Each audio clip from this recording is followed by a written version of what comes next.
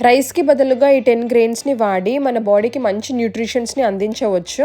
Multivitamins వాడడం కంటే food మంచిగా తిని అన్ని న్యూట్రియంట్స్‌ని మనం తెచ్చుకోవడం చాలా ఇంపార్టెంట్ అని నాకనిపిస్తుంది. సో చూసేద్దామా ఏంటో ఇవి? ఇదొచ్చేసి కొడో మిల్లెట్. దీన్ని అరికలు అని అంటారు. లో కార్బ్ ఆప్షన్, వెయిట్ మేనేజ్‌మెంట్‌కి ఎంతో హెల్ప్ చేస్తుంది అండ్ డయాబెటిక్ ఫ్రెండ్లీ కూడా.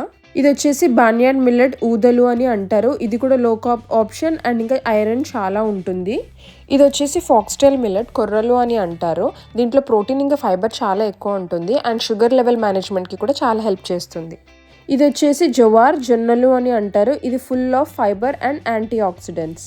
ఇదొచ్చేసి పర్ల్ మిల్లెట్ బాజ్రా లేకపోతే సజ్జలు అని అంటారు. దీంట్లో మెగ్నీషియం అండ్ ఐరన్ ఎక్కువ ఉంటుంది.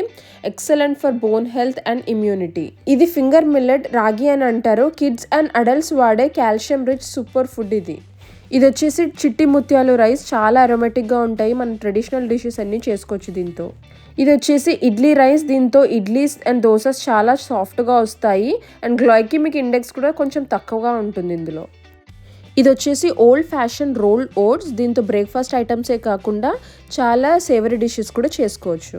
ఇదొచ్చేసి quinoa, protein packed gluten free grain. ఇది చాలా వెరైటీస్ చేసుకోవచ్చు దీంతో. ఈ గ్రెయిన్స్ అన్ని ఒక్కొక్కటిగా యూస్ చేస్తూ మన బాడీకి మంచి న్యూట్రియంట్స్ని అందించవచ్చు. ఇవన్నీ నేను ఎలా ఇంక్లూడ్ చేసుకుంటానో నా డయట్లో మీరు నా ఛానల్ని ఫాలో అవుతే మీకు అన్ని డీటెయిల్గా తెలుస్తాయి. Thank you for watching.